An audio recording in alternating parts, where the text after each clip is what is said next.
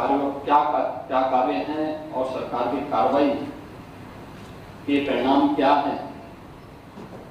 प्रतिवर्ष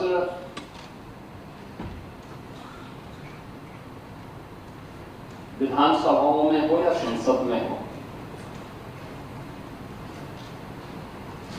राज्य विधानसभाओं में माननीय राज्यपाल महोदय के द्वारा और संसद में महामहिम राष्ट्रपति जी के द्वारा इसे सदन के सम्मुख रखा जाता है और उसी के माध्यम से सरकार की उपलब्धियों और भावी कार्य योजनाओं की भी एक झलक माननीय सदस्यों को, देश को देखने को मिलता है। मैं सबसे पहले इस बात को लेकर कि राज्यपाल प्रदेश का संवैधानिक प्रमुख होता है और एक संवैधानिक प्रमुख के प्रति जो हमारे प्रतिपक्ष के और उसमें भी मुख्य प्रतिपक्ष का जो आचरण रहा है, संवैधानिक प्रमुख के प्रति भी और एक नारी के प्रति भी जिस प्रकार का भद्र और शिष्ट व्यवहार रहा है, महोदय वह न केवल लोकतंत्र को कमजोर करता है बल्कि संवैधानिक व्यवस्था से जुड़े हुए उन प्रमुख हस्तियों की अवमानना के भी दायरे में आता है। यह हम सबका दायित्व बनता है कि हम अपने राष्ट्रीय प्रतीकों का सम्मान करें, संविधान के व्यवस्था के अंतर्गत संवैधानिक प्रमुखों के प्रति सम्मान और आदर का भाव रखें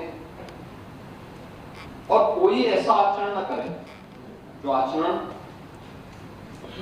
देश की भावी पीढ़ी को गलत दिशा की ओर अग्रसर करे।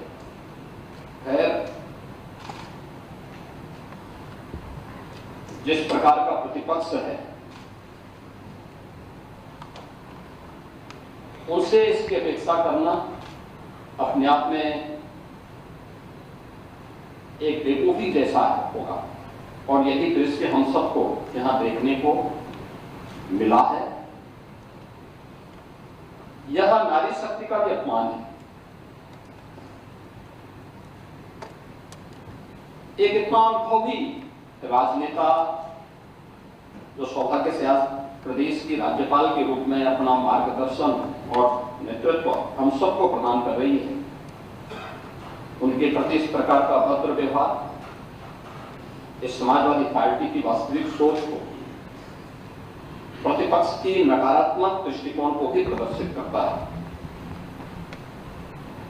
महोदय, राज्यपाल जी ने अपना जो अभिभाषण संविधान सदन में प्रस्तुत किया वह सरकार की उन उपलब्धियों को लेकर के भी है जो पिछले 8.5-9 वर्षों के अंदर हम लोगों ने प्रदेश के अंदर प्राप्त किया है। और मैं कह सकता हूं कि पिछले 9 वर्ष में उत्तर प्रदेश ने अपनी यात्रा तय की है। ये यात्रा अपराध और व्यवस्था से अनुशासन का, कर्फ्यू से कानून के राज का, उपद्रव से उत्सव की यात्रा और समस्या से समाधान, अविश्वास से आत्मविश्वास की यात्रा है। यानी जो ये यात्रा है यह इस रूप में प्रस्तुत करता है कि आज देश और दुनिया भी इस बात को स्वीकार करती है कि उत्तर प्रदेश में चेंज आया है। और उत्तर प्रदेश में आखिर क्यों नहीं चेंज आना चाहिए? उत्तर प्रदेश की 25 करोड़ जनता का अधिकार है, उनको भी वह हक मिलना चाहिए था जिसका वह अधिकारी था। लेकिन दुर्भाग्य से अपने संकुचित एजेंडे को लेकर के चलने वाली सरकारों ने प्रदेश के भरोसे के साथ यहाँ की जनता जनार्दन के साथ खिलवाड़ किया, उनके सामने पहचान का संकट खड़ा किया, प्रदेश को अराजकता, अव्यवस्था, अपराध का एक गढ़ बना दिया। कर्फ्यू यहां की पहचान बन गई थी उन स्थितियों में या उत्तर प्रदेश जिसको हम भारत के शाश्वत मूल्यों की आधारभूमि मानते हैं, उस उत्तर प्रदेश में किस प्रकार की व्यवस्था थी यह हम सब ने देखा है। लेकिन महोदय, आज मैं इस बात को कह सकता हूं कि डबल इंजन सरकार की स्पष्ट नीति, साफ नीयत, सुशासन के प्रति प्रतिबद्धता के कारण आज हम लोगों ने उत्तर प्रदेश को बॉटलनेक से देश की अर्थव्यवस्था का एक ब्रेक थ्रू बनाने में सफलता प्राप्त की है। अब यूपी रेवेन्यू डेफिसिट से रेवेन्यू सरप्लस और उपद्रव से उत्सव प्रदेश के रूप में अपनी यात्रा को लेकर के मजबूती के साथ आगे बढ़ रहा है। और महोदय, मैं कह सकता हूं, बजट का अवलोकन आप सबने किया होगा। अब मैं कह सकता हूं कि पिछले 11 वर्ष में देश ने जो यात्रा तय की है, आज देखिए दिल्ली में दुनिया का सबसे बड़ा EI इम्पैक्ट समिट आदरणीय प्रधानमंत्री जी के कमलों से उद्घाटन हुआ है। 5 दिनों तक देश दुनिया के 18 से अधिक देशों के राष्ट्राध्यक्षों की उपस्थिति में यह इम्पैक्ट समिट चल रहा है। आज की जो इमर्जिंग टेक्नोलॉजी है, इस पर भारत का फोकस कितना ज्यादा है, कैसे अपनी वर्तमान और भावी पीढ़ी के भविष्य के साथ एक बेहतरीन योजना के साथ भारत कार्य कर रहा है और देश के अंदर जो परिवर्तन देखने को मिल रहा है, उसी परिवर्तन की आधारभूमि हम लोगों ने पिछले 8.5 पौने 9 वर्ष के अंदर उत्तर प्रदेश को बनाया है। आज उत्तर प्रदेश के अंदर दिखता है, उत्तर प्रदेश अब टेक्नोलॉजी, ट्रस्ट एंड ट्रांसफॉर्मेशन एक त्रिवेणी बन करके देश और दुनिया के सामने उभरा है। ये त्रिवेणी हमारे लिए टेक्नोलॉजी, ट्रस्ट एंड ट्रांसफॉर्मेशन इसलिए भी महत्वपूर्ण है। हम इस बात को जानते हैं कि उत्तर प्रदेश की धरती प्रयागराज की धरती, प्रयागराज से उत्तर प्रदेश में, और प्रयागराज की पहचान मां गंगा, मां यमुना और मां सरस्वती की त्रिवेणी से भी। उस त्रिवेणी का एक नया रूप उत्तर प्रदेश के अंदर हम सबके सामने टेक्नोलॉजी, ट्रस्ट एंड ट्रांसफॉर्मेशन के रूप में आज उत्तर प्रदेश के अंदर देखने को मिल रहा है।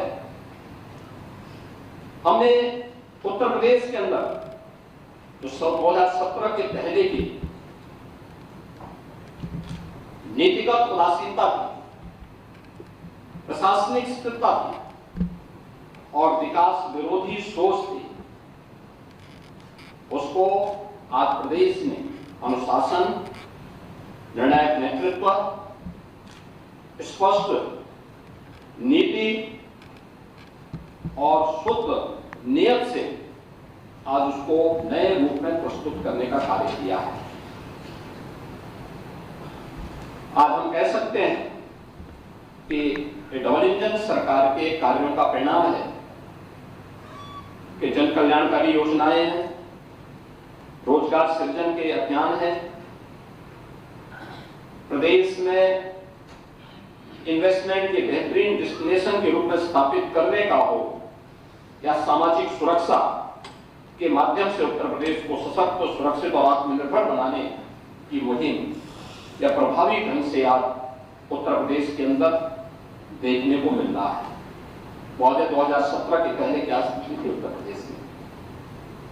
2017 के पहले सत्ता के संरक्षण में पल रहे गुंडे और माफिया एक समानांतर सरकार का संचालन करते हैं। गुंडा टैक्स और अवैध वसूली उत्तर प्रदेश की नियत बन चुकी थी। 1 डिस्ट्रिक्ट 1 माफिया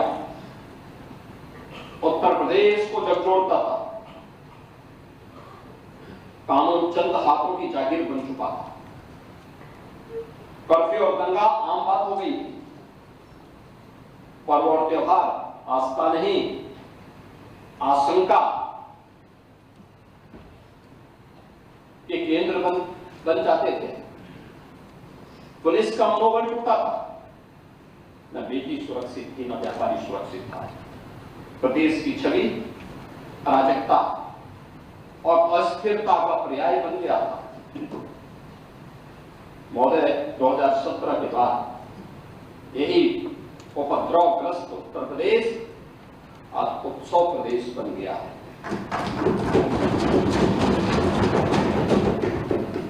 आज कानून का राज है। हमने बार बार कहा है, विकास की पहली शर्त रूल ऑफ लॉ है,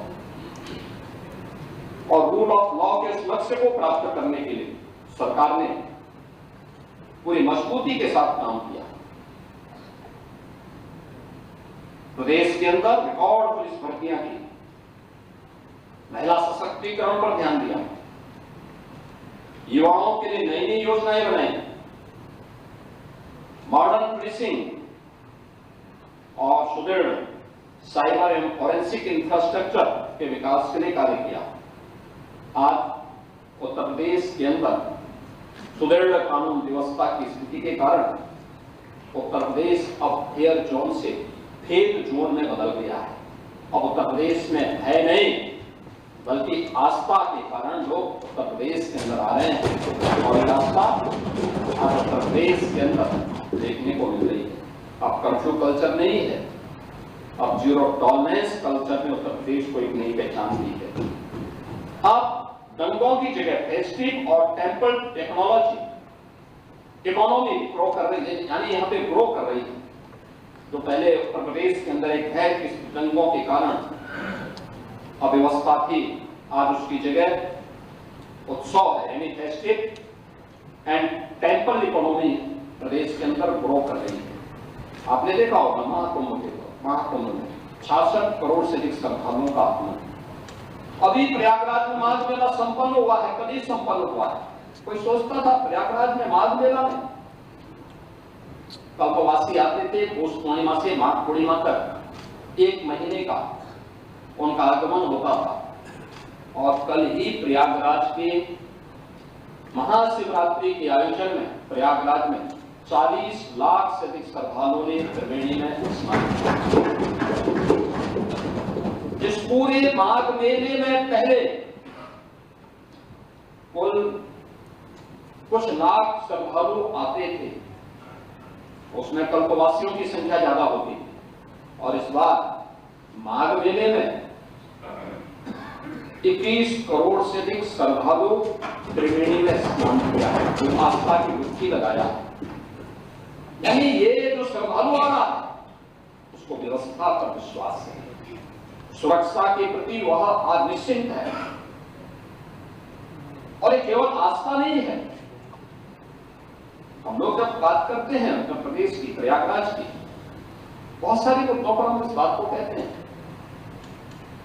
उत्तर प्रदेश तो भारत की आत्मा उत्तर प्रदेश में निवास करती है। अयोध्या की मर्यादा है, काशी की शाश्वत चेतना है, मथुरा वृंदावन की भक्ति है। तो प्रयागराज की समरसता भी हम सबको त्रिवेणी हो या कुंभ या महाकुंभ इस अवसर पर देखने को मिलती है, और इसका परिणाम आज हम सबको देखने को वहां मिल रहा है। 2017 से कोई कॉमनल राइट्स यूपी के अंदर नहीं थे। अब हम कह सकते हैं कि यूपी में न कर्फ्यू है न दंगा है, यूपी में सब चंगा है। महिलाओं को सुरक्षा और व्यापारियों को भय मुक्त वातावरण दिया गया है। इन 8 वर्षों में 2,19,000 पुलिस की भर्ती, इनमें 20% महिला बेटियों के लिए आरक्षण, यानी हम लोग जब आए थे तब उत्तर प्रदेश पुलिस बल में कुल 10,000 महिला कार्मिक थी। आज इनकी संख्या बढ़कर के 44,000 से अधिक हुई है। पुलिस की क्षमता में अभूतपूर्व ट्रेनिंग क्षमता में अभूतपूर्व वृद्धि हुई है। मुझे याद है 2017 में हम लोग आए थे, हमें पुलिस की भर्ती करनी थी, राज्य के पास ट्रेनिंग की क्षमता नहीं थी। हम लोगों ने मिलिट्री, पैरामिलिट्री और अन्य राज्यों के ट्रेनिंग सेंटर हायर किए, और इस बार 60,200 पुलिस कार्मिकों की भर्ती हुई है। इन सब की ट्रेनिंग हम उत्तर प्रदेश के स्वयं के ट्रेनिंग केंद्रों में, ट्रेनिंग सेंटर्स में उनकी ट्रेनिंग आज सफलतापूर्वक प्रदेश के अंदर हो रही है। आज पुलिस की अवस्थापना सुविधाओं में अभूतपूर्व परिवर्तन हुआ है। अब खपड़ेल के बैरक की जगह हाई राइज बिल्डिंग में पुलिस कार्मिकों के लिए बैरक बनाए गए हैं। 7 पुलिस कमिश्नरेट मॉडर्न पुलिसिंग का एक नया मॉडल प्रस्तुत कर रहे हैं। तो साइबर थाना और साइबर सेल इनकी पहचान को और तेजी के साथ आगे बढ़ा रहे हैं। फॉरेंसिक साइंस इकोसिस्टम, आधुनिक पुलिसिंग और वैज्ञानिक साक्ष्यों के लिए आज अनिवार्य 3 नए कानून लागू होने के बाद पूरे देश के अंदर 7 वर्ष से ऊपर की सजा के लिए फॉरेंसिक एविडेंस अनिवार्य किया गया है। और उस फॉरेंसिक एविडेंस के लिए अब सरकार ने तय किया है कि हम लोग प्रदेश के अंदर पहले केवल 2 FSL लैब थे, फॉरेंसिक जो लैब थी वो मात्र 2 थी। आज हम लोग पहले ही 12 लैब जो 1 ग्रेड की है उनको प्रारंभ कर चुके हैं, 6 निर्माणाधीन है और सभी 75 जनपदों में 2-2 फॉरेंसिक वैन भी प्रदेश के अंदर आज फॉरेंसिक एविडेंस कलेक्ट करने के लिए आज संचालित हैं। 17 नगर निगम और गौतम बुद्ध नगर में सेफ सिटी की परियोजना लागू है।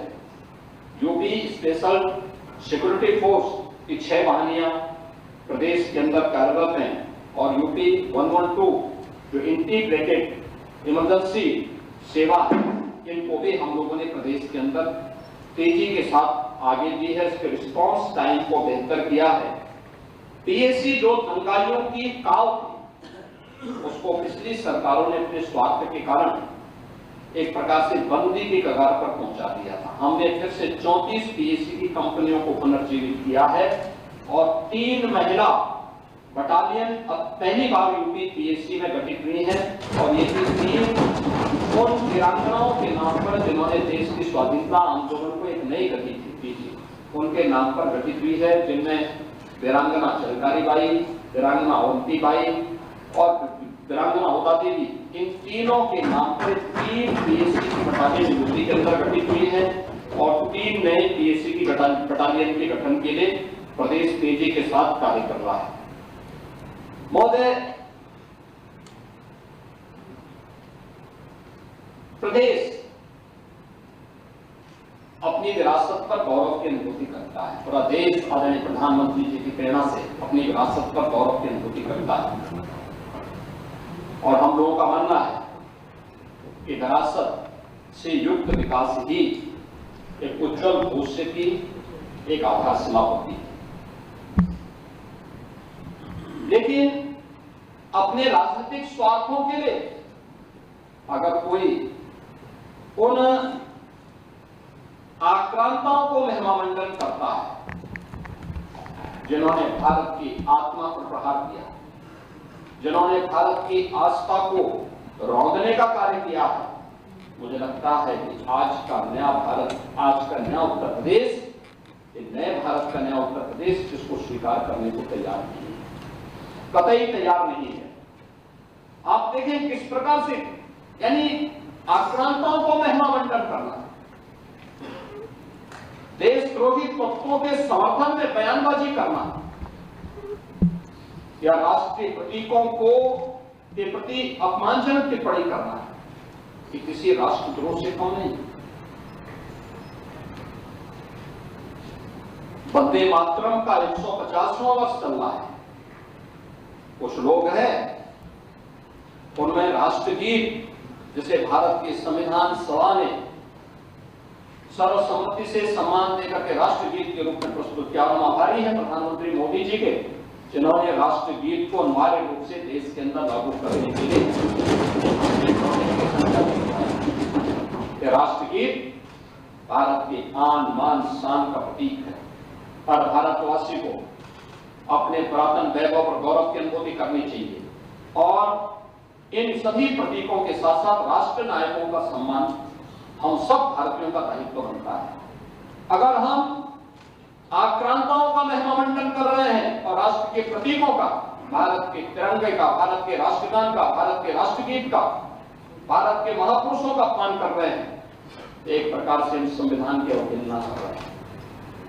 मैं पूछना चाहता हूं समाजवादी पार्टी और कांग्रेस से, एक तरफ संविधान के नाम पर जनता की आंखों में धूल झोंकने का कार्य कर रहे हैं और दूसरी तरफ वंदे मातरम जैसे राष्ट्रगीत का इनके द्वारा विरोध करवाया जा रहा है। इनके सदस्य धड़ल्ले से बोल रहे हैं कि हम वंदे मातरम के लिए खड़े नहीं होंगे, हम नहीं गाएंगे। क्या मतलब है इसका? यानी हिंदुस्तान में रहोगे और भारत के राष्ट्रगान और राष्ट्रगीत को गाने में आपको दिक्कत होती है, ये चीजें नहीं चल सकती। ये भारत के संविधान निर्माताओं का अपमान है, ये बाबा साहब भीमराव अंबेडकर का अपमान है, क्योंकि उसी संविधान सभा ने, याद रखना, 24 जनवरी 1950 को वंदे मातरम को भारत के राष्ट्रगीत के रूप में मान्यता दी है। और हर भारतीय का दायित्व बनता है हम भारत के इन प्रतीकों को पूरी तरह से सम्मान दें। हम कोई भी ऐसा कार्य न करें। मुझे आश्चर्य होता है, समाजवादी पार्टी के लोग गाजी के मेले का समर्थन करते हैं। ये गाजी कौन? ये गाजी जो भारत की परंपरा और संस्कृति को रौंदने के लिए आया था। श्रावस्ती के तत्कालीन नरेश महाराज सुहेलदेव के नेतृत्व में हिंदू राजाओं ने उसको रौंद डाला। सम्मान महाराज सुहेलदेव को मिलना चाहिए था। और ये मुझे आनंद की अनुभूति होती है कि हमारी नवनिंजन सरकार ने महाराज सुहेलदेव के नाम पर बहराइच के चित्तौड़ा नामक स्थान पर महाराज सुहेलदेव का भव्य स्मारक बनाया। हमारी सरकार को गौरव की अनुभूति होती है कि महाराज सुहेलदेव के नाम पर एकमात्र विश्वविद्यालय ये हमारी नवनिंजन की सरकार ने बनाया। आजादी के बाद लोक माता अहिल्याबाई होलकर को सम्मान डबल इंजन की सरकार ने दिया है।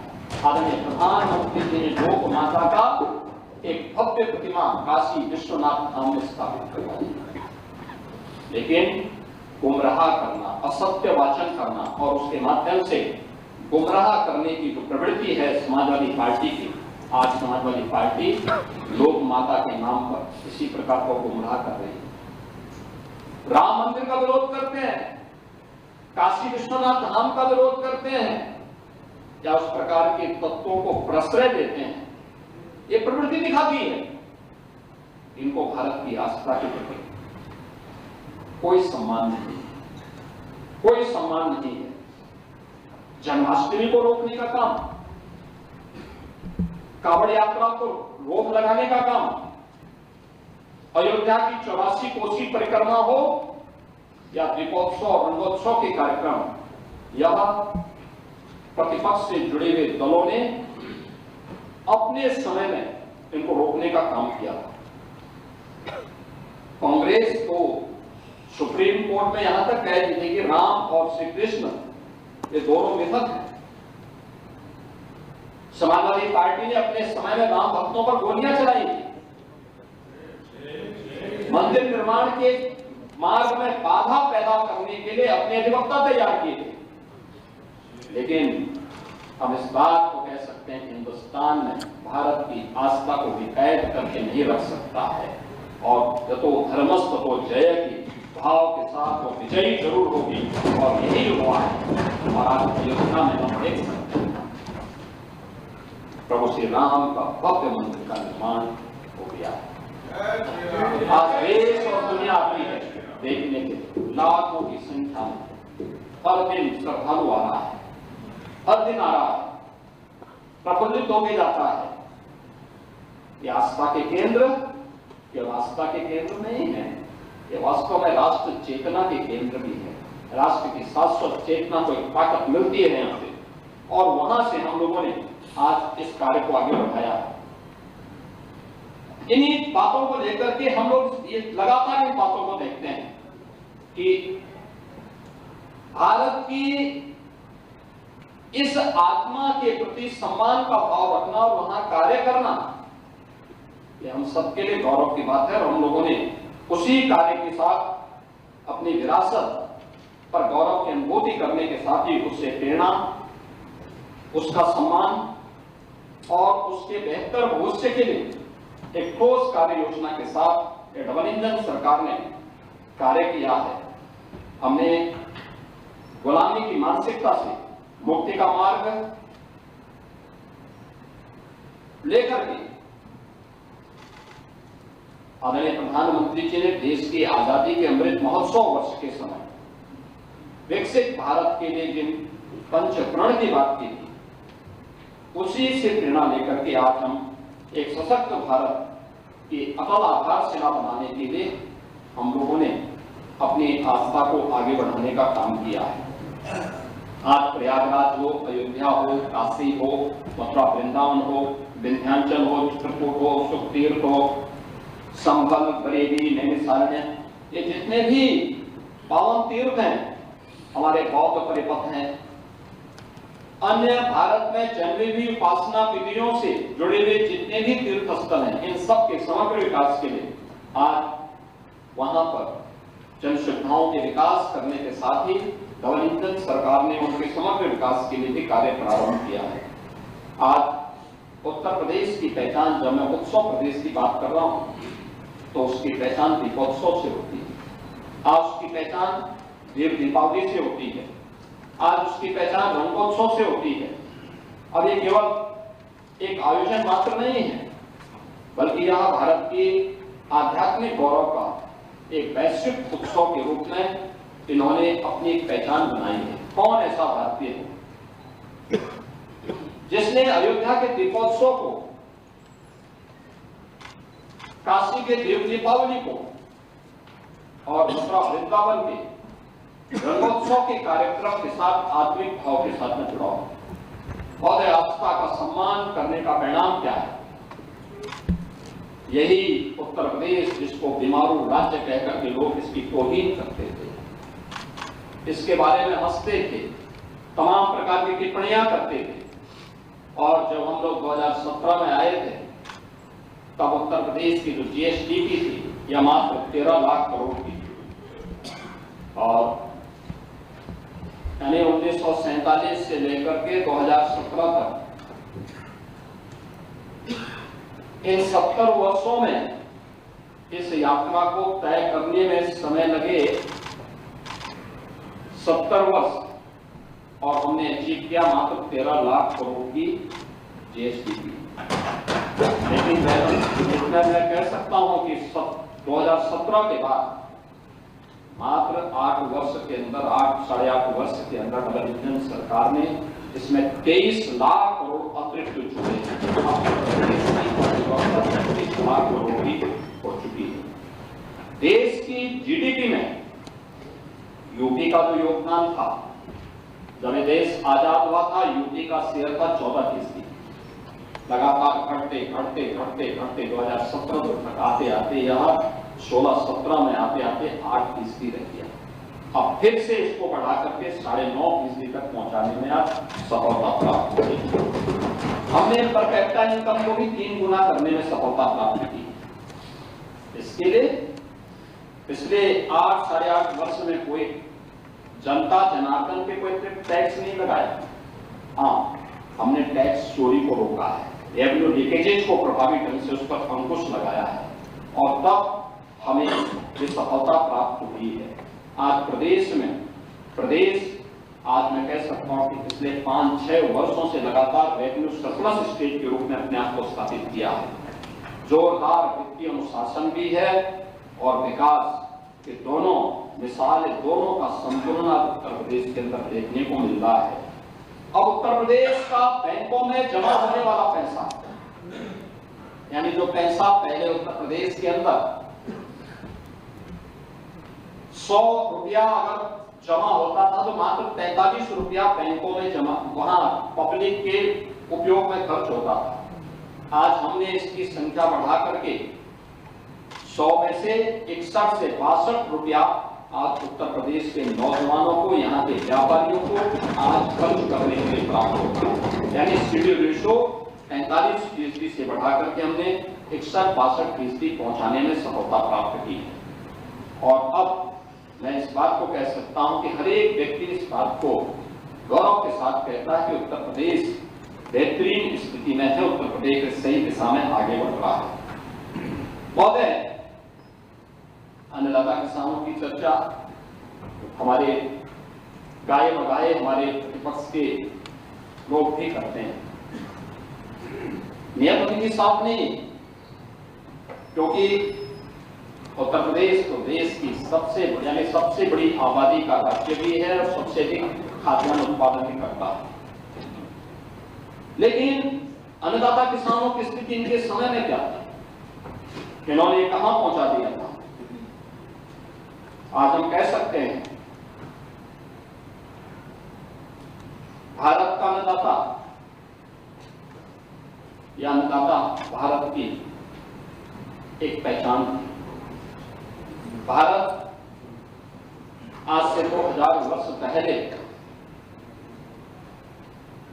दुनिया की अर्थव्यवस्था का सिरमौर था। 44 से 45% अर्थव्यवस्था पर भारत का एकाधिकार था और भारत का स्वर्णयुग था। आज से 400 वर्ष पहले भी यही भारत के अंदर स्थिति थी कि भारत का शेयर ग्लोबल इकोनॉमी में भारत की स्थिति 24 से 25% तक भारत का रिकॉर्ड। औपनिवेशिक काल में यहां पे शोषण किया गया, लूटा गया, परंपरागत उद्यम को समाप्त किया गया। अन्नदाता किसानों को जो पहले उपभोक्ता उत्पादक था उसको उपभोक्ता बना करके रख दिया। कच्चा माल यहां से बाहर जाता था, सस्ते में वहां से पक्का माल बन करके आता था और उस पर भारी टैक्स लगते थे और वो महंगा होकर के यहाँ बेचा जाता था। लेकिन आज हम कह सकते हैं कि अब जो पिछली सरकारों ने भी औपनिवेशिक काल की उसी मानसिकता के साथ अन्नदाता किसानों के साथ अपने एमएसएमई सेक्टर में परंपरागत उद्यम के साथ जुड़े थे, जो कारीगर थे, इनके साथ यही व्यवहार किया। आज पिछले 11 वर्ष में आदरणीय प्रधानमंत्री जी के मार्गदर्शन और नेतृत्व में अब किसान उत्पादक से उसे हमने फिर से उसकी पहचान उस रूप में प्रस्तुत की है। चाहे वह अपने आप में किसान हो, कारीगर हो, इन सभी को हम लोगों ने मजबूती के साथ आगे बढ़ाया है। हम इस बात को मानते हैं कि देश किसानों के श्रम से, कारीगरों की सृजनशीलता से खड़ा हुआ है। हर गांव हमारे यहाँ एक आत्मनिर्भर इकाई हुआ करती है, ग्राम स्वराज उसके आधार से बनती है। आज चाहे वह कृषि हो, पशुपालन हो, हस्तशिल्प आदि कोई भी क्षेत्र रहा हो, यहाँ पहले किसान उत्पादक था, कारीगर स्वयं में उद्यमी था, व्यापारी राष्ट्र को जोड़ने की सेतु हुआ करता था। उत्तर से दक्षिण, पूरब से पश्चिम, पूरे देश को जोड़ने का काम होता था। 17 के पहले कृषि के बारे में कोई स्पष्ट नीति नहीं थी।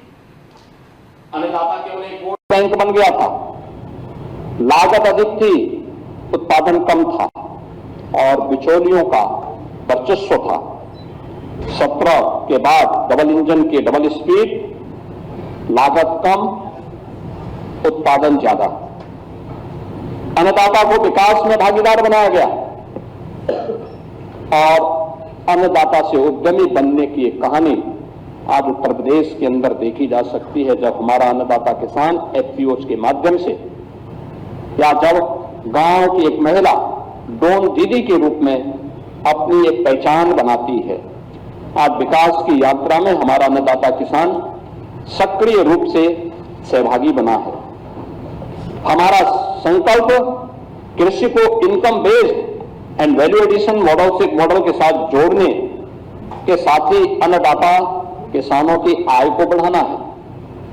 आज उत्तर प्रदेश में कृषि विकास की दर 8.5% से बढ़कर के 18% हम लोगों ने प्राप्त किया है। एमएसपी पर पारदर्शी खरीद हो रही है और डीबीटी का जो पैसा है वो सीधे डीबीटी के माध्यम से अन्नदाता किसानों के खाते में जा रहा है। यह तब है, इसी का परिणाम है कि 11 देश के अंदर कृषि का जो कुल भूमि भूभाग है 11% यूपी के पास है, लेकिन इस 11% में उत्तर प्रदेश 21% खाद्यान्न उत्पन्न कर रहा है। अब अन्नदाता बीज से बाजार तक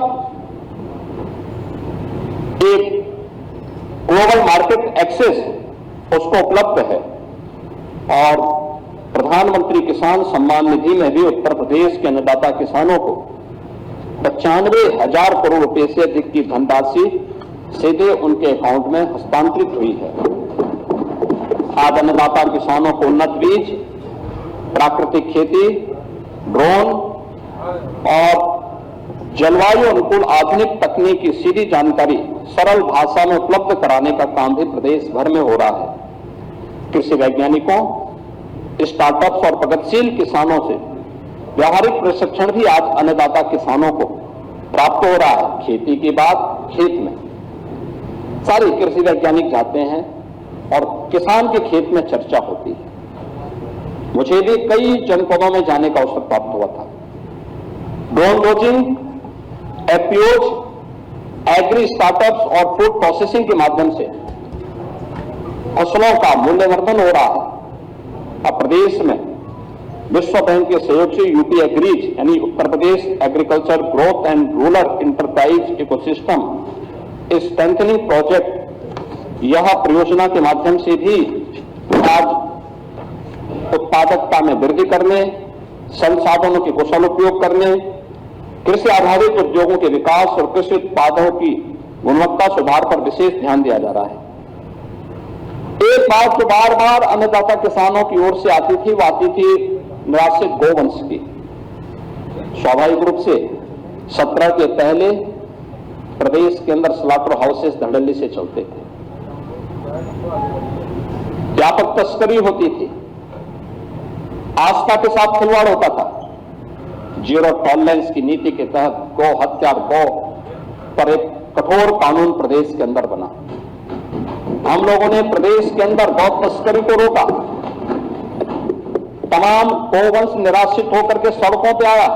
आज 7,727 से अधिक गो आश्रय स्थल उत्तर प्रदेश के अंदर संचालित हैं, जिनमें 16 लाख से अधिक गोवंश संरक्षित है और प्राकृतिक खेती, गौ आधारित खेती, इसी के माध्यम से आज हम आगे बढ़ा रहे हैं और उसी का परिणाम है कि आज उत्तर प्रदेश दुग्ध उत्पादन में अग्रणी राज्य है और मत्स्य उत्पादन में भी उत्तर प्रदेश ने दुगनी से अधिक की सफलता प्राप्त की है।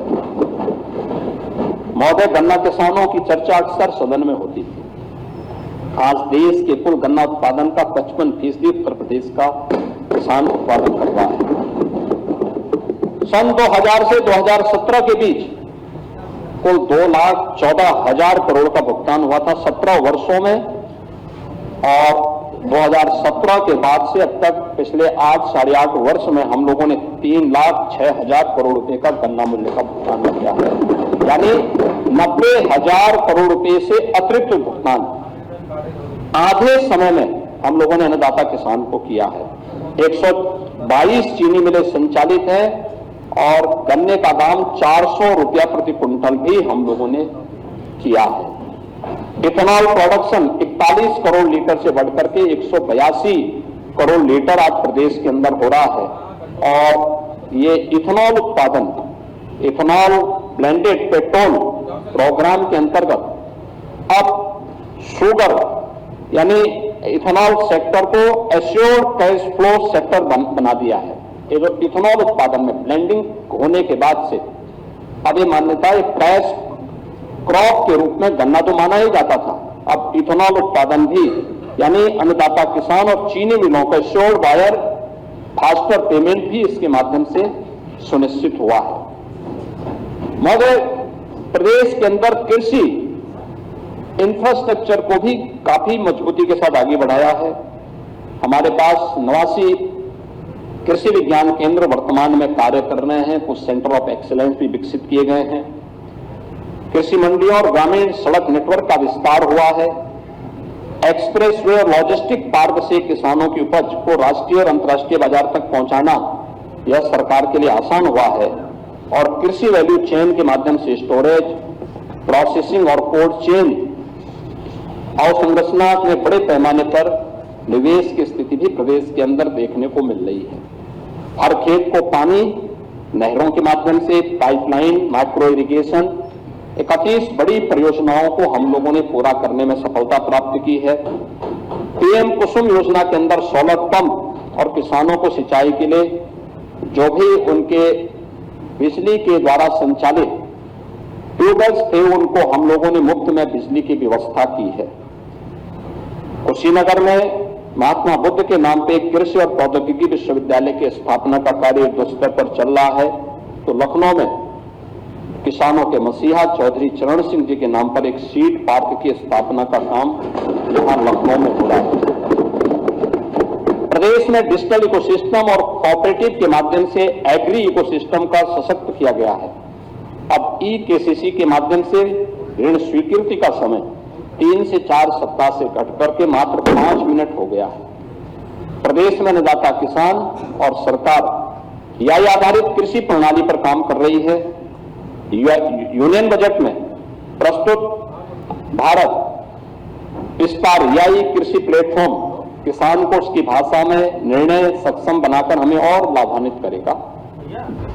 एपीओज का एक मॉडल आज हम सबके सामने देखने को मिल रहा है और प्रदेश के अंदर तमाम ऐसे हम लोगों ने एफपीओज गठित किए हैं जो किसान की आमदनी को खासतौर पर महिलाओं की सहभागिता के माध्यम से बहुत सशक्त बनाता है। झांसी का बलेनी मिल्क प्रोड्यूसर हो या आगरा का मिल्क प्रोड्यूसर, ये सभी प्रदेश में ऐसे 5 बड़े मिल्क प्रोड्यूसर वर्तमान में अपना कार्य कर रहे हैं। दूसरा, एमएसएमई सेक्टर में भी जो कार्य किया है, हम सब जानते हैं कि 2017 के पहले ये मृतप्राय सा हो गया था और इसकी स्थिति अत्यंत दयनीय थी। आज ओडीओपी के माध्यम से हम लोगों ने प्रदेश के अंदर जो परंपरागत उत्पाद था एमएसएमई का, उसको 1 डिस्ट्रिक्ट 1 प्रोडक्ट के माध्यम से इसकी ब्रांडिंग की, इसको डिजाइन के साथ जोड़ा, इसको टेक्नोलॉजी के साथ जोड़ा, इसे हम लोगों ने मार्केट के साथ जोड़ने की कार्रवाई करने के साथ ही पैकेजिंग के साथ जोड़ने के लिए सरकार ने अनेक प्रकार के कार्यक्रम बनाए हैं। आज उसी का परिणाम है कि यूपी 17 के पहले 84,000 करोड़ का केवल एक्सपोर्ट करता था, आज लगभग बढ़कर के 2 लाख करोड़ के आसपास पहुंचता है। 77 यानी 77 हमें जीआई टैग प्रोडक्ट आज प्रदेश के अंदर मौजूद हैं जो ग्लोबल मार्केट में जिनके लिए किसी उनकी क्वालिटी पर कोई प्रश्न नहीं खड़ा कर सकता, या यूपी के अंदर मौजूद है। आज प्रदेश के अंदर पीएम विश्वकर्मा हो या विश्वकर्मा श्रम सम्मान, इनके माध्यम से प्रदेश के परंपरागत हस्तशिल्पी और कारीगरों को सम्मान दिया जा रहा है। और इस बार उत्तर प्रदेश स्थापना दिवस के आयोजन के अवसर पर उत्तर प्रदेश ने 1 डिस्ट्रिक्ट 1 कुजीन के कार्यक्रम को भी आगे बढ़ाया है। यानी ये एक नई ब्रांड यूपी दे रहा है जिसमें एक जनपद एक व्यंजन के अभाव उत्तर प्रदेश के अंदर आज देखने को मिल रहा है। 96 लाख एमएसएमई यूनिट प्रदेश को 3 करोड़ से अधिक नौजवानों को यहां पे रोजगार सृजन का माध्यम बना है।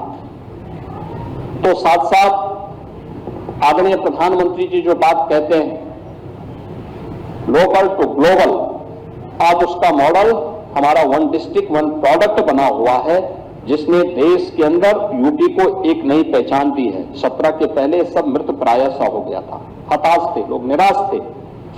और जो देश, जो समाज, जो सरकार अपने अन्नदाता किसानों को आत्महत्या करने के लिए मजबूर करती हो, जो सरकार अपने हस्तशिल्पियों का सम्मान नहीं कर सकती हो, उसका कोई भविष्य नहीं और उसके सामने वैसे अंधकार होना होगा जैसे समाजवादी पार्टी और कांग्रेस के सामने अंधकार। इन लोगों ने सभी सेक्टर्स में हर एक तबके का इन लोगों ने अपमान किया है, उन्हें हतोत्साहित किया है। किसी भी सेक्टर में आप देखेंगे महोदय, आज प्रदेश के अंदर अगर आप देखेंगे निवेश के लिए किस प्रकार के कार्य हुए हैं। 17 के पहले न कोई नीति थी न सरकार की नियत थी। असीम संभावनाओं के बावजूद प्रदेश में कोई निवेशक नहीं आता था, क्योंकि निवेश की पहली शर्त है सुरक्षा, निवेश की दूसरी शर्त है सुविधा और निवेश की तीसरी शर्त है कि हम एक पॉलिसी बना करके उन्हें प्रस्तुत करें, उनको बताएं कि हमारी ये पॉलिसी है, इस पॉलिसी के अंतर्गत आप यहां पर आइए, अपना विकास, अपना निवेश करिए। लेकिन ये तीनों प्रदेश के अंदर नहीं थी।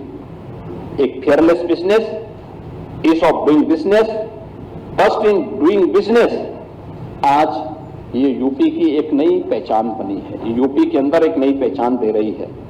आज हम लोगों ने ट्रिपल एस पर काम किया है, यानी प्रदेश के अंदर सेफ्टी है, स्टेबिलिटी है और डबल इंजन की सरकार होने के नाते स्पीड स्वाभाविक है। ये तीनों ट्रिपल एस के तहत सेफ्टी, स्टेबिलिटी एंड स्पीड, ये उत्तर प्रदेश की एक नई पहचान बनी है। पॉलिसी पैरालिसिस से पॉलिसी स्टेबिलिटी, आज ये उत्तर प्रदेश की इस ऐतिहासिक यात्रा की गवाह है। 34 से अधिक सेक्टोरियल पॉलिसीज, निवेश मित्र, निवेश सारथी, उद्यमी मित्र ने उद्योगों के लिए एक सुगम, पारदर्शी और भरोसेमंद वातावरण तैयार किया है। उत्तर प्रदेश आज ईज ऑफ डूइंग बिजनेस में देश के अंदर टॉप अचीवर स्टेट है। ईज ऑफ डूइंग बिजनेस में 17 के पहले उत्तर प्रदेश 14वें स्थान पे था, आज एक टॉप अचीवर है। देश का पहला राज्य जिसने व्यापक सुधार के सभी मानकों को पूर्ण रूप से क्रियान्वित किया है, आज वो उत्तर प्रदेश के अंदर देखने को मिल रहा है। डीरेगुलेशन रैंकिंग में देश में प्रथम स्थान यूपी का है। डीक्रिमिनलाइजेशन के द्वारा हमने 13 राज्य अधिनियमों के 99% आपराधिक प्रावधानों को खत्म किया है। 2017 के पहले, आजादी के बाद से 2017 तक कुल कारखाने बने थे 14,000 स्थापित हुए थे और 2017 से अब तक इनकी संख्या 31,000 पार कर गई है। Industry first, investor first approach के कारण आज उत्तर प्रदेश, जो हमारे वैश्विक निवेशक हैं, उनके लिए एक सुरक्षित, स्थिर और विश्वसनीय गंतव्य के रूप में उत्तर प्रदेश ने अपनी एक नई पहचान बनाई है। अब केवल एमओयू कागजों तक सीमित नहीं है, ग्राउंड ब्रेकिंग हो रही है, उत्पादन और व्यापक रोजगार का सृजन इसके माध्यम से हो रहा है। पिछले आज 8.5 वर्ष के अंदर हम लोगों ने प्रदेश में 50 लाख करोड़ रुपए से अधिक के निवेश के प्रस्तावों को यहां पर लाने में सफलता प्राप्त की है। 15 लाख करोड़ रुपए से अधिक के निवेश के प्रस्तावों को जमीनी धरातल पर उतारने में सफलता प्राप्त की है और अब यह मेक इन इंडिया के आदरणीय प्रधानमंत्री जी के विजन को प्रभावी ढंग से आगे बढ़ाने का एक माध्यम उत्तर प्रदेश बन रहा है। यूपी इलेक्ट्रॉनिक्स एंड आईटी, यह एक नया हब भारत का बनकर के उभरा है, यानी देश के अंदर मोबाइल मैन्युफैक्चरिंग का 55% यूपी के अंदर हो रहा है। इलेक्ट्रॉनिक कंपोनेंट का 60% से अधिक कंपोनेंट देश का यूपी के अंदर मैन्युफैक्चर हो रहा है। यानी ये चीजें बताती है नए भारत के लिए उत्तर प्रदेश की ये पोटेंशियल है, ये उत्तर प्रदेश के अंदर अब देखने को मिल रहा है। अब उत्तर प्रदेश के अंदर डिफेंस, मैन्युफैक्चरिंग और स्पोर्ट्स जैसे क्षेत्रों में भी आज उत्तर प्रदेश में तेजी के साथ निवेश बढ़ा है।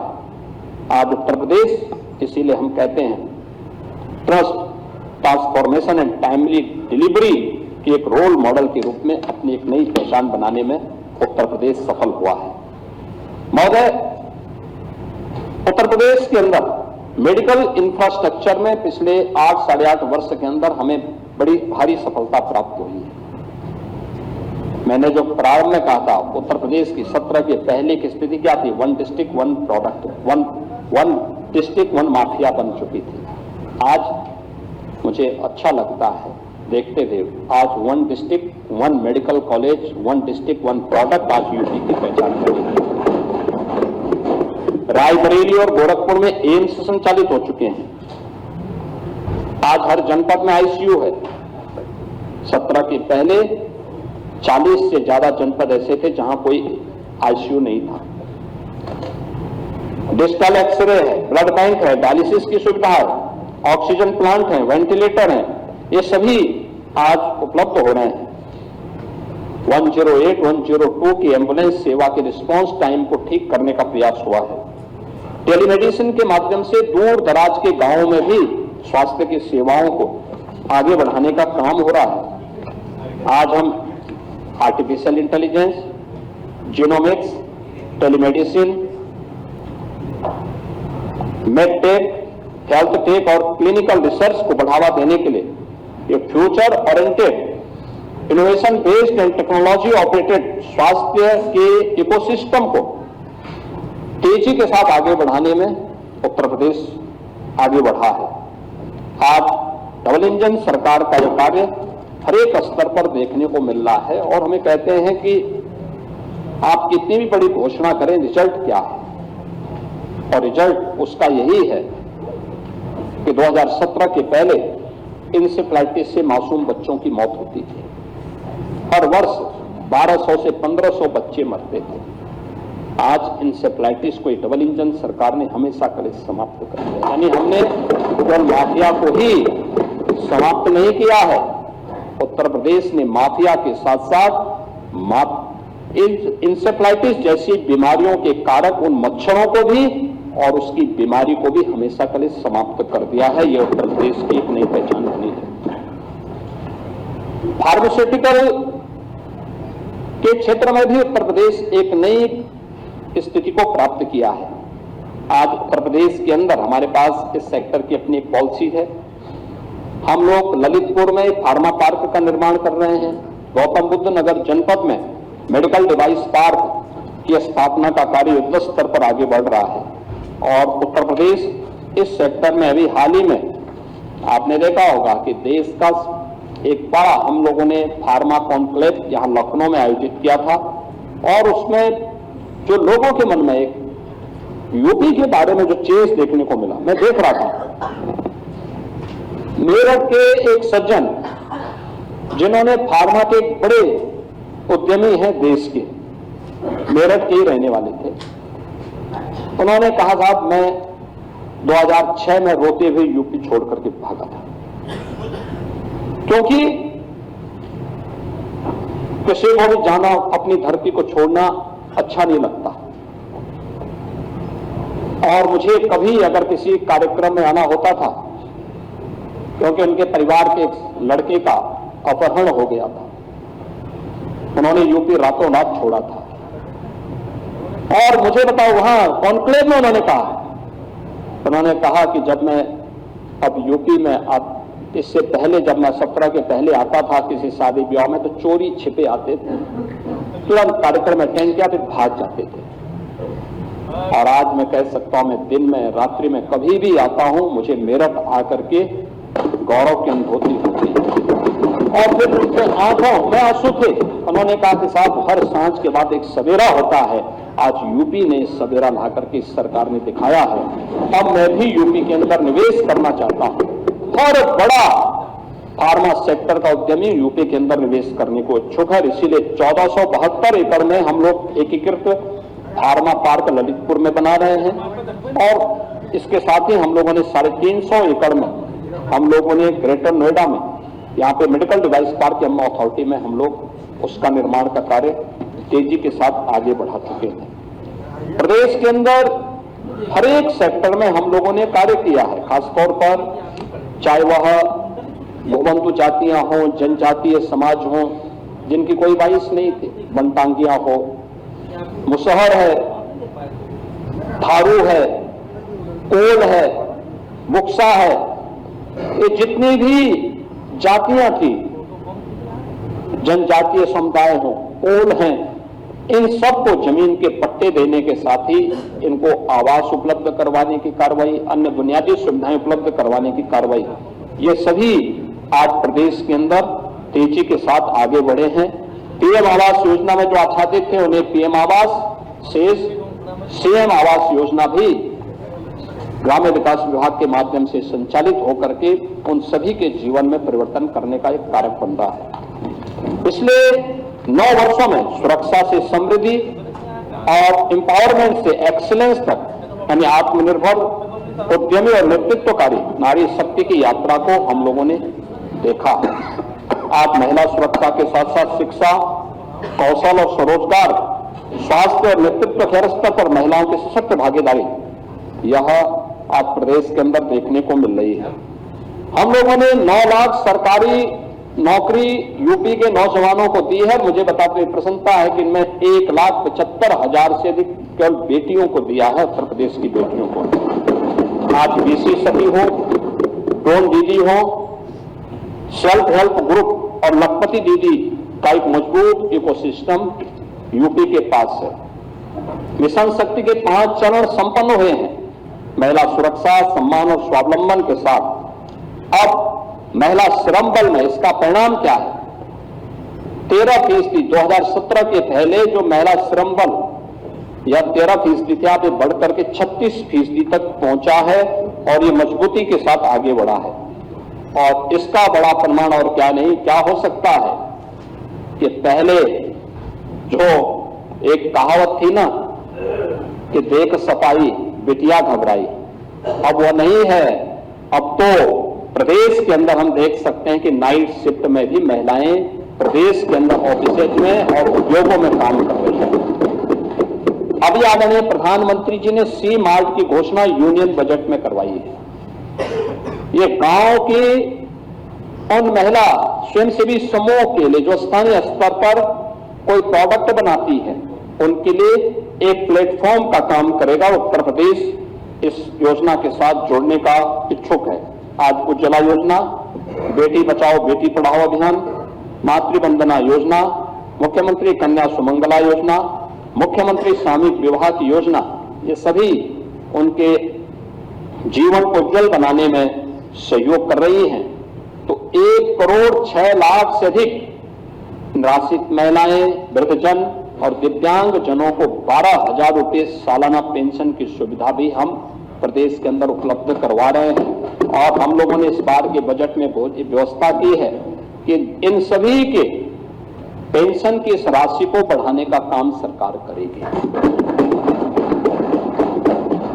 इनके लिए करेंगे आंगनबाड़ी, आशा वर्कर, इन सभी के भी मानदेय को बढ़ाएंगे। शिक्षा मित्र, अनुदेशक, इन सब के लिए भी सरकार कार्य कर रही है। और ये सरकार पहली सरकार है जिसने शिक्षा मित्रों के लिए, शिक्षकों के लिए, किसी कोई भी शिक्षक हो, उच्च शिक्षा के हो, माध्यमिक के हो, बेसिक के हो,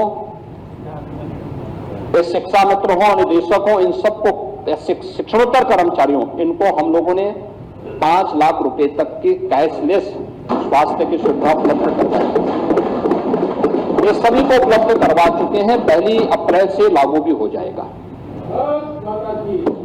लेकिन आखिर पिछली सरकारें कर क्या रही थी?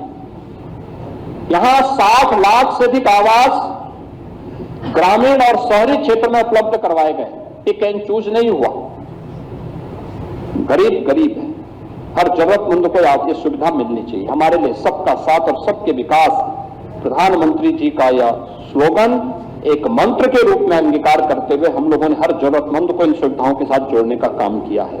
और अब सरकार इस बारे में भी कह रही है कि आगे भी विकास का यह मॉडल इसी रूप में आगे बढ़ेगा। हर जरूरतमंद को प्रदेश सरकार उसी रूप में आगे बढ़ाने का काम करे। जीरो पॉवर्टी के लक्ष्य को प्राप्त करने के दिशा में सरकार ने जो काम प्रारंभ किया है। हर जरूरतमंद को राशन कार्ड की सुविधा। याद करिए 2017 के पहले सबसे ज्यादा शिकायत आती थी राशन वितरण की। आज राशन वितरण की कोई समस्या नहीं, क्योंकि टेक्नोलॉजी का उपयोग किया गया है। आज प्रदेश के अंदर किसी भी स्तर पर गरीब को उसका हक प्राप्त हो रहा है। हम जब इसकी बात करते हैं, राजस्व से जुड़े हुए तमाम मामले आते हैं। पैमाइश का है, लैंड यूज का है, वरासत का है, नामांतरण का है। मुझे याद है 2017 के पहले 34 लाख मामले लंबित थे। हम लोगों ने राजस्व संहिता में व्यापक परिवर्तन किए और परिवर्तन करके इसको और आसान बनाया। और मुझे बताते हुए प्रसन्नता है कि महोदय पिछले 8.5 वर्ष के अंदर प्रदेश के अंदर राजस्व से संबंधित पैमाइश से, नामांतरण से, वरासत से जुड़े हुए जितने भी मामले थे, इन सब में 10 लाख नए मामले आए। लेकिन पिछले 34 लाख मामले जो थे, अगर न्यायालय में लंबित नहीं है, उन सभी का निस्तारण भी इस दौरान हमारी सरकार ने किया है। यानी 34 वर्षों की बोझ को सरकार ने 8-9 वर्षों के अंदर पूरा दूर किया है। एक कॉमन मैन को उसके माध्यम से हम लोगों ने राहत दी है। अब सरकार का फोकस, जब सबका साथ और सबके विकास की बात आती है, तो सरकार का फोकस तुष्टीकरण नहीं, एक कॉमन मैन की संतुष्टीकरण की तरफ होता है, और उसी संतुष्टीकरण के माध्यम से हम इस कार्य को आगे बढ़ाने का काम भी कर रहे हैं।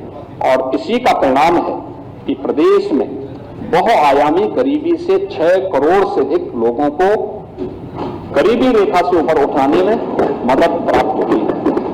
महोदय, प्रदेश के अंदर आज युवा उत्तर प्रदेश के रूप में उत्तर प्रदेश अपनी पहचान बना रहा है। हम देख सकते हैं देश के अंदर आबादी का सबसे बड़ा भाग हमारे पास है, सबसे बड़ा भाग यूपी के पास है, और हमें बताते हुए गौरव की अनुभूति होती है कि हमारी युवा ऊर्जा प्रतिभा संपन्न है। किसी भी सेक्टर में यूपी के नौजवानों को अवसर मिला, उसने अपनी प्रतिभा का छाप छोड़ा है। देश और दुनिया के अंदर आज वो अपनी पहचान मजबूती के साथ आगे बढ़ा रहा है। तमाम बड़ी बड़ी कंपनियों में सीईओ के रूप में अपनी धमक को दिखा रहा है। हर एक सेक्टर में उसने अपनी एक पहचान बनाई है, और उस पहचान को आगे बढ़ाने के लिए आज उत्तर प्रदेश के युवाओं के लिए उत्तर प्रदेश में यानी 56 से 60% वर्कफोर्स है हमारे यहाँ यूथ की।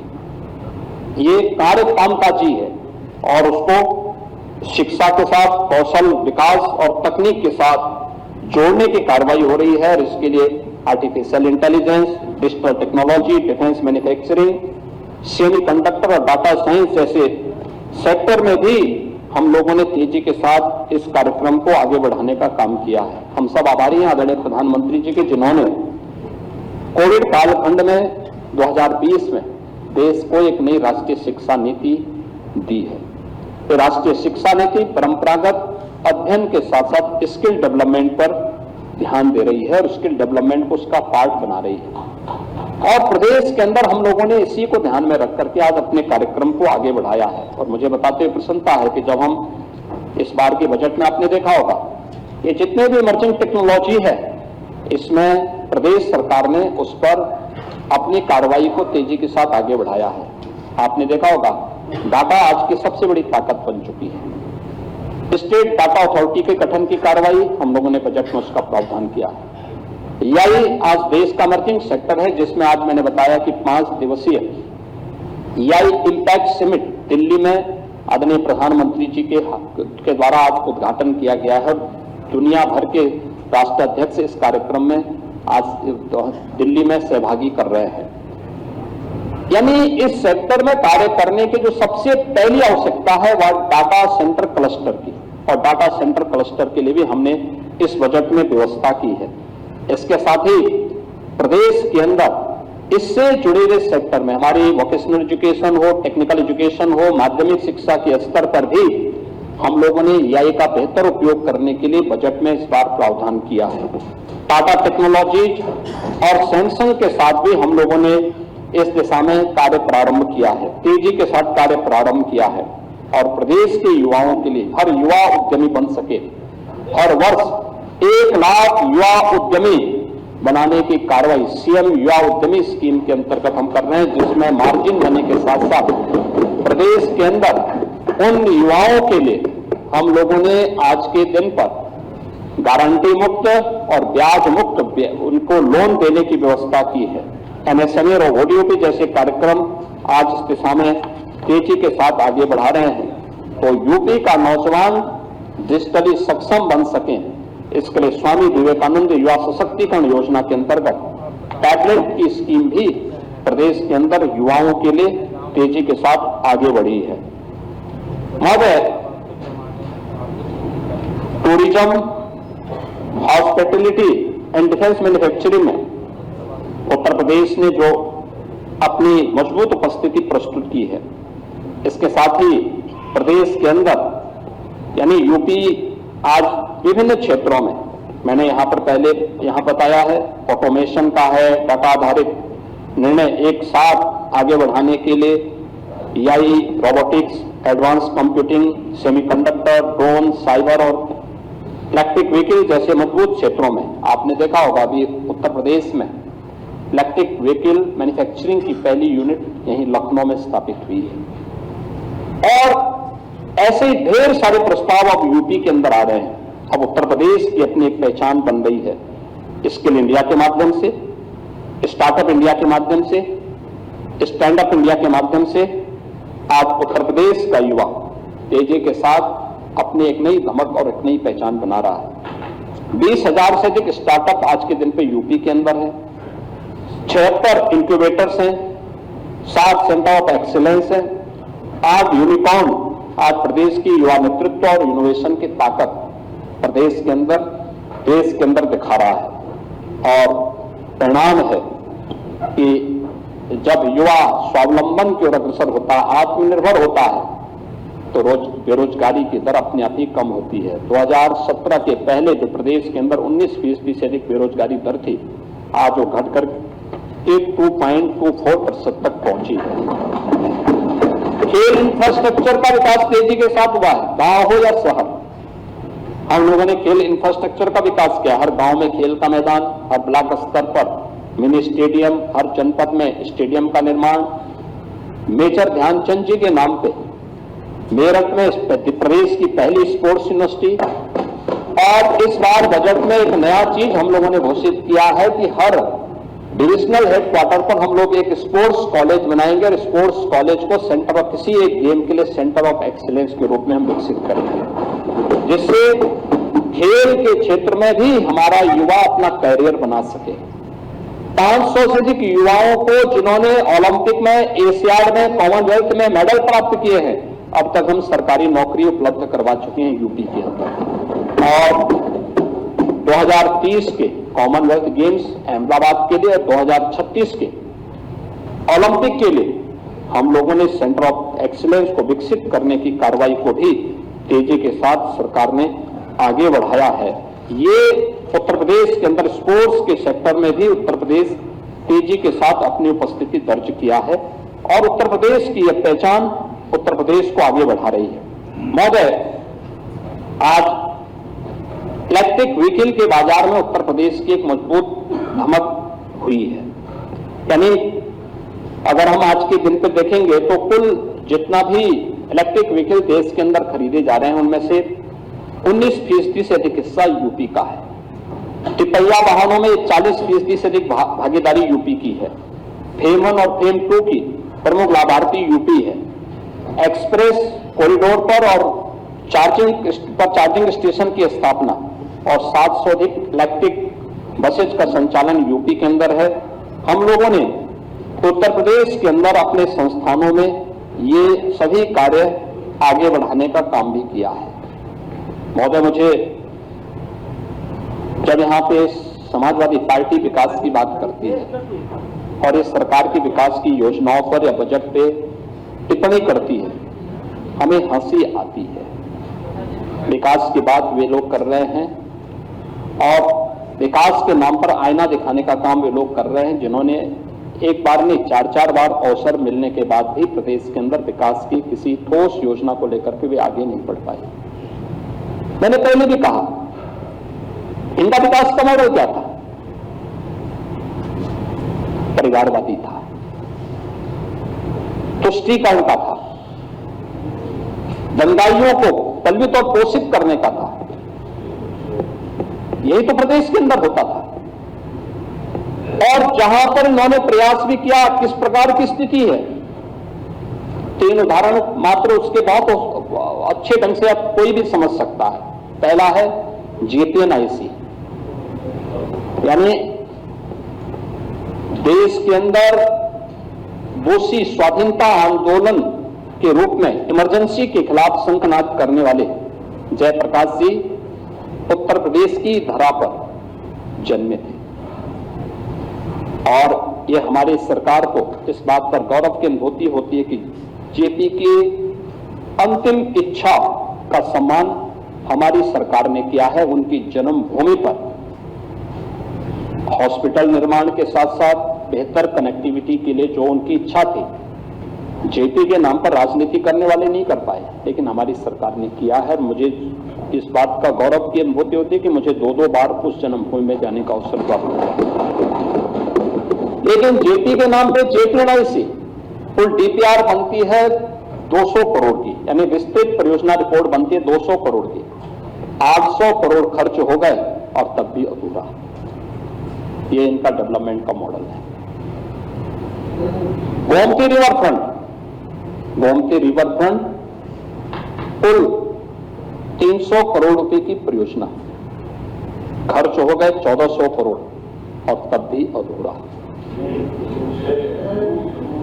पूर्वांचल एक्सप्रेसवे अलाइनमेंट तय किए लेकिन लैंड नहीं ली, टेंडर अवार्ड हो गए, ये इल्लीगल है। किसी भी प्रोजेक्ट में जब तक आपके पास 80% लैंड नहीं आ जाती तब तक आप टेंडर की कार्रवाई को आगे नहीं बढ़ा सकते, लेकिन यहां पे इल्लीगल तरीके से किए गए। और किस रूप में इसको बढ़ाया गया? टेंडर अवार्ड हो गए। टेंडर अवार्ड होने पर जो प्रोजेक्ट बना, जो डीपीआर उनकी बनी, वह 15,200 करोड़ रुपए की बनी। 15,200 करोड़ रुपए का टेंडर, 110 मीटर चौड़ा बनना था एक्सप्रेसवे को, 390 किलोमीटर लंबा बनना था।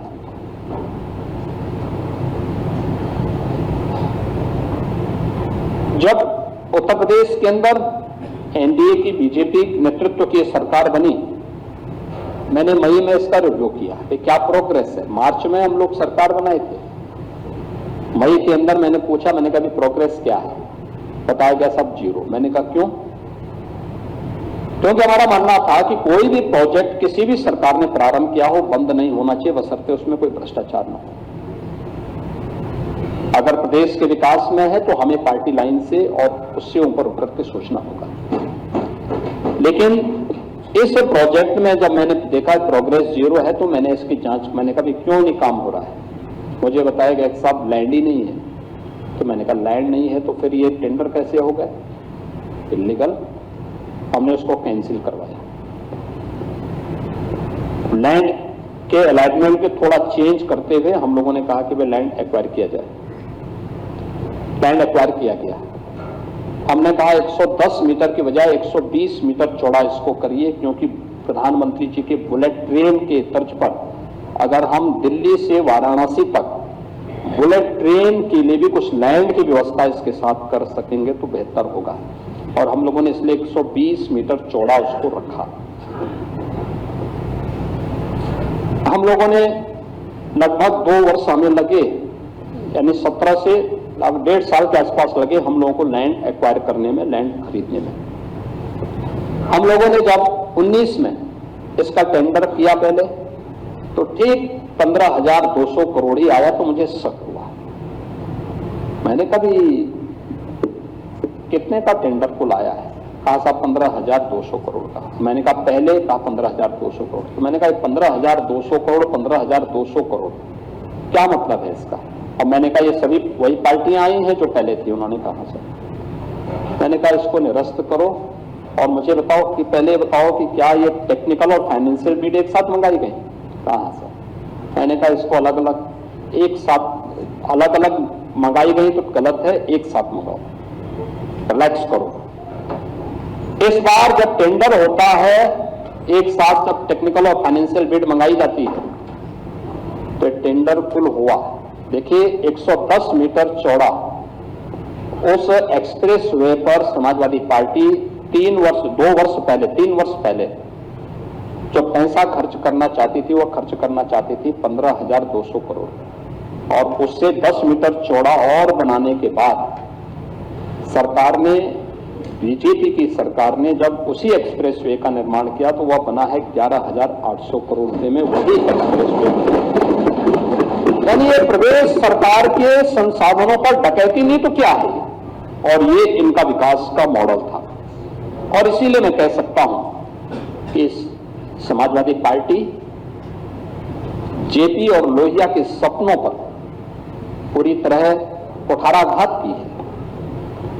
इनके द्वारा जो जेपी और लोहिया का संकल्प था संपत्ति और संतति से दूर रहने के, इन्होंने ठीक उसके विपरीत आचरण किया। आज वास्तव में समाजवादी पार्टी का पीडीए का मॉडल क्या है? पीडीए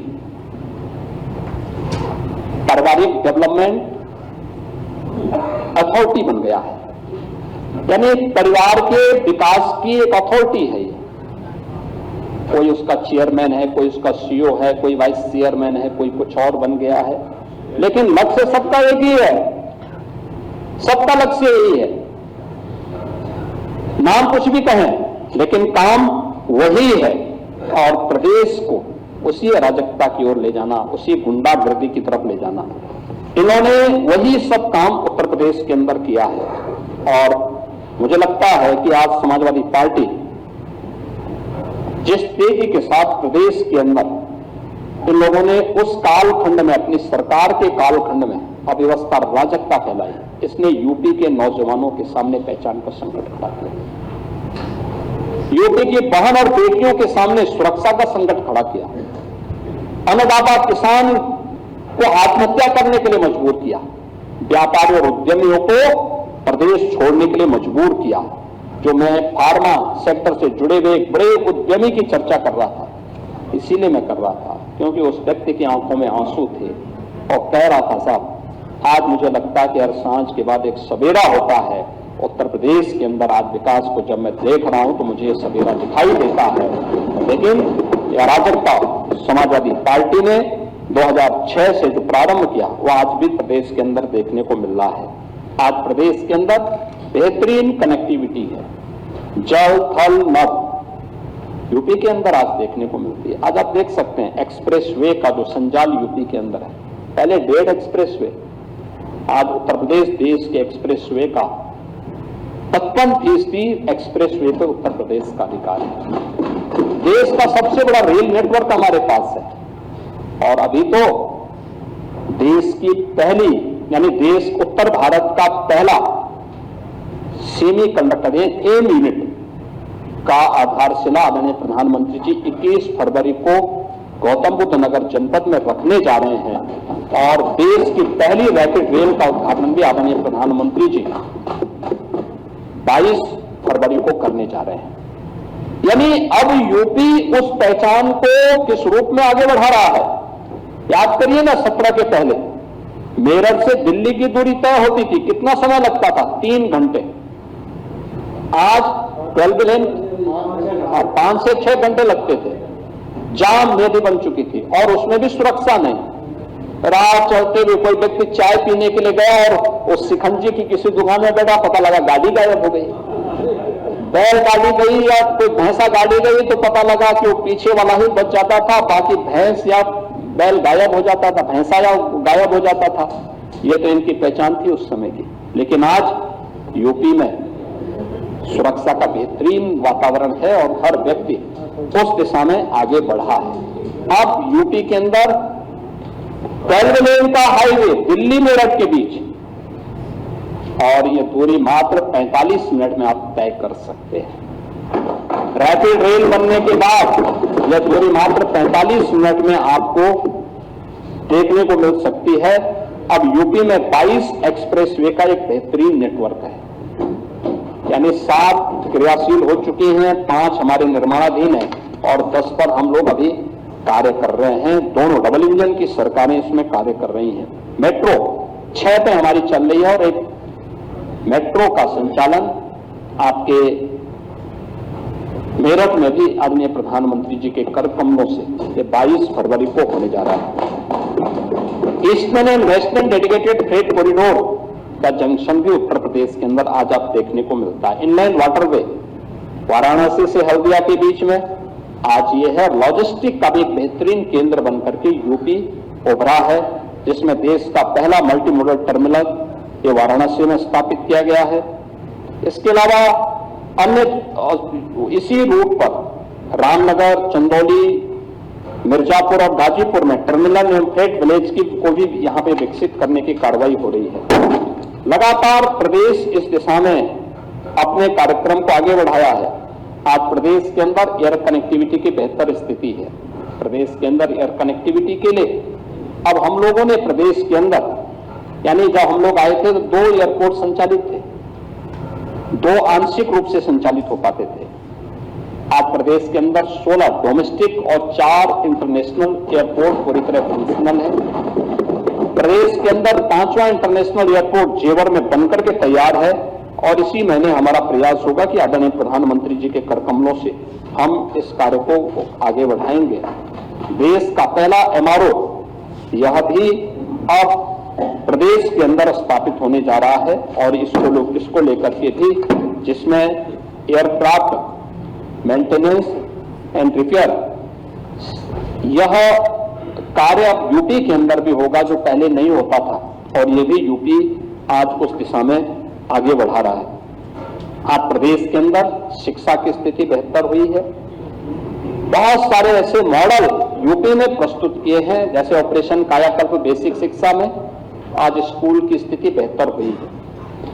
अटल आवासीय विद्यालय निराश्रित यानी श्रमिकों के बच्चों के लिए और निराश्रित बच्चों के लिए वर्ल्ड क्लास इंफ्रास्ट्रक्चर के साथ स्कूल की सुविधा हो, या आज वहां पर देखने को मिल सकता है। आज प्रदेश के अंदर CM कंपोजिट विद्यालय हर जनपद स्तर पर अभी 2-2 स्वीकृत किए गए हैं, लेकिन हमारा प्रयास है कि इसकी नेटवर्किंग को न्याय पंचायत स्तर तक फैला करके हम प्री प्राइमरी से लेकर के और 10-12वीं तक के बच्चों को एक कैंपस में पढ़ने की और बेहतरीन इंफ्रास्ट्रक्चर के साथ पढ़ने की सुविधा उपलब्ध हो, यह इस कार्य के साथ आगे बढ़ाने का काम हो रहा है। प्रदेश के अंदर प्रोजेक्ट अलंकार के तहत माध्यमिक शिक्षा और मैं जितने भी हमारे एडेड कॉलेजेस थे, जितने भी हमारे गवर्नमेंट कॉलेजेस थे, इनमें भी हम लोगों ने कार्य प्रारंभ किया है और इनको भी हमने पर्याप्त मात्रा में धनराशि उपलब्ध करवाई है।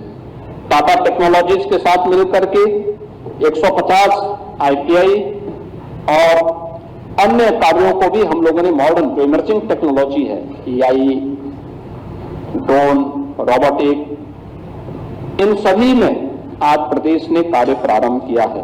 अब हमारे पास राजकीय क्षेत्र में भी और निजी क्षेत्र में भी लगभग 75 विश्वविद्यालय वर्तमान में राज्य के अंदर कार्य कर रहे हैं, जो उच्च शिक्षा के बेहतरीन केंद्र बनकर के उभरे हैं और उत्तर प्रदेश तेजी के साथ इस दिशा में कार्य कर रहा है।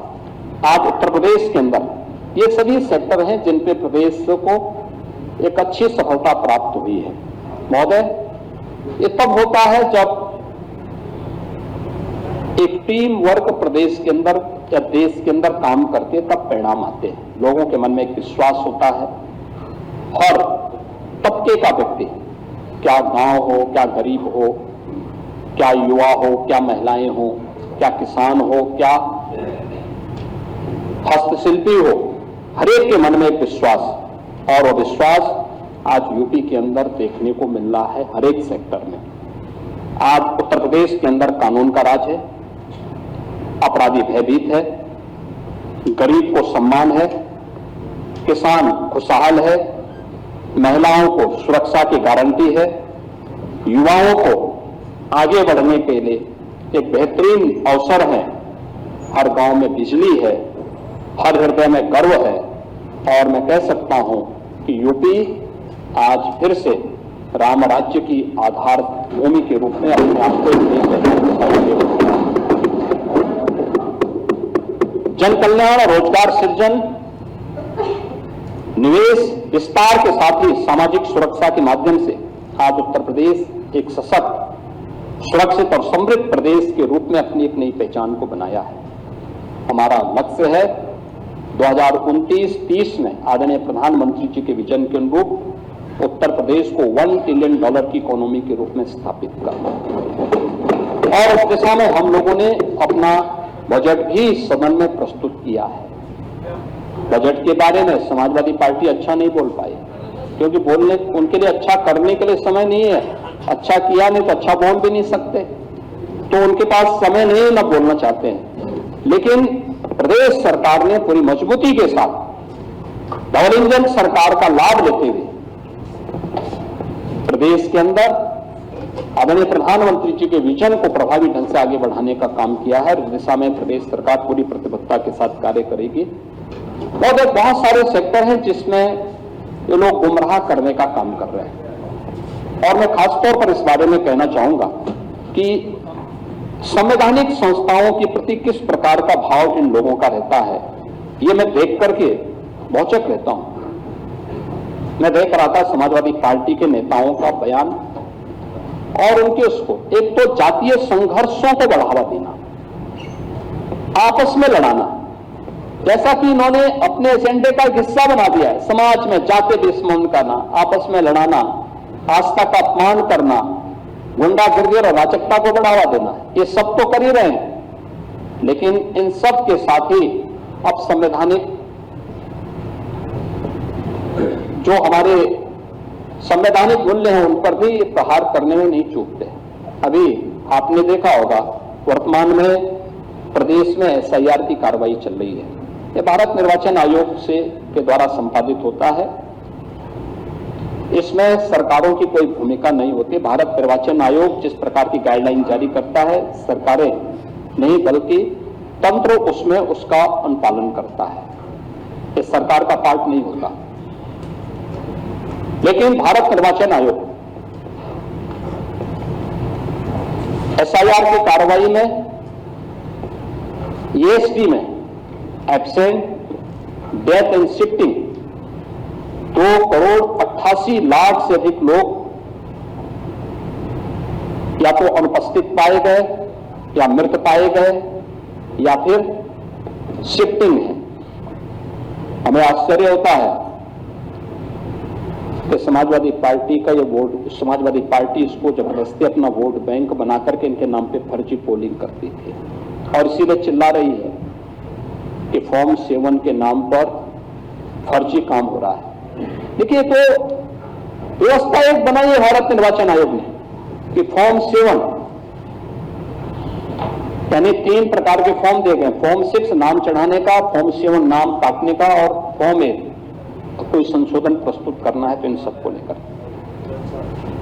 फॉर्म 6 हो, आपको प्रमाण देना पड़ेगा कि मैं यहां का मतदाता हूं। कोई नया मतदाता है, फॉर्म 6 भरेगा। फॉर्म 7 किसी को नाम कटवाना हो, किसी का नाम कटवाना हो, फॉर्म 7 आप भरिए। लेकिन अगर कोई व्यक्ति फॉर्म 7 भर रहा है तो जिसके नाम का भरा जा रहा है वह व्यक्ति, उसके भी अगर वह व्यक्ति फिजिकली प्रेजेंट हो जाता है तो ये अपने आप फॉर्म कट जाता है। मैं नहीं समझ पा रहा हूं कि इसमें चिल्लाहट की कौन सी बात है और आरोप प्रत्यारोप की कौन सी बात है। और जिस तरीके से इनके पदाधिकारी और इनके कार्यकर्ता BLOs के साथ में इस पूरी प्रक्रिया के साथ जुड़े हुए लोगों के साथ दुर्व्यवहार कर रहे हैं, मारपीट कर रहे हैं, ये शोभा नहीं देता है। संवैधानिक संस्थाओं की अवहेलना है, उनका मजाक है, उनका अपमान है। और मुझे लगता है कि अगर हम भारत के संविधान की शपथ खाते हैं तो संवैधानिक संस्थाओं के प्रति सम्मान का भाव भी हमारे मन में होना चाहिए। उनको हम पूरा सम्मान दें, हर प्रकार से आदर का भाव उनके प्रति रखें। लेकिन ये नहीं हो सकता है कि अपने अनुरूप हम संवैधानिक संस्थाओं की परिभाषा करें और उनको गढ़ने का काम करें। ये कतई और किसी भी स्थिति में स्वीकार्य नहीं हो सकता है। और इसीलिए मैं समाजवादी पार्टी से कहूंगा, क्योंकि यहां पे विधान परिषद में मुख्य प्रतिपक्षी पार्टी के नाते उनको कम से कम कांग्रेस से सबक सीखना चाहिए। विधान परिषद तो कांग्रेस विहीन हो गया है। अगर आपको भी यहां पर या विधानसभा में समाजवादी पार्टी विहीन बनना है तो फिर इस प्रकार के अनर्गल प्रलाप करिए। महापुरुषों का अपमान करने की जो प्रवृत्ति है संविधान पर उंगली उठा करके, इसको करिए। अन्यथा मेरा आप सबसे विनम्र आग्रह होगा कि कोई भी इस प्रकार का आचरण न करें जो समाज में विद्वेष की स्थिति पैदा करता हो।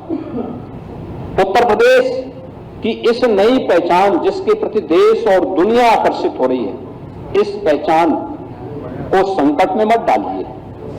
प्रदेश को आज अपने इस विकास की यात्रा के साथ आगे बढ़ने के लिए एक जिम्मेदार विपक्ष के रूप में अपनी भूमिका का निर्वहन करेंगे तो मुझे लगता है कि प्रदेश की जनता इसके प्रति आपको भी सम्मानित करेगी। और मैं आप सबसे अपील करूंगा कि आज जो इस उच्च सदन में प्रदेश के 2026-27 के लिए आदरणीय हमारी राज्यपाल महोदया ने अभिभाषण के माध्यम से संवेद सदन को जो संबोधन दिया है उसके प्रति हम सभी मिलकर के आभार व्यक्त करें, उनके प्रति धन्यवाद ज्ञापित करें कि उन्होंने आकर के समेत सदन को संबोधित करके सरकार की योजनाओं के बारे में और सरकार की उपलब्धियों के बारे में विस्तार से अवगत कराने का प्रयास किया है। मैं इस शब्दों के साथ महामहिम राज्यपाल के प्रति आभार व्यक्त करता हूं और पूरे सदन से, उच्च सदन से अनुरोध करूंगा कि वह महामहिम राज्यपाल जी के प्रति वह भी सर्वसम्मति से धन्यवाद प्रस्ताव को पारित करते हुए इस सदन से इसे सर्वानुमति से पास करते हुए उनके प्रति धन्यवाद ज्ञापित करें। सभापति जी, आपको मैं बोलने के अवसर देने के लिए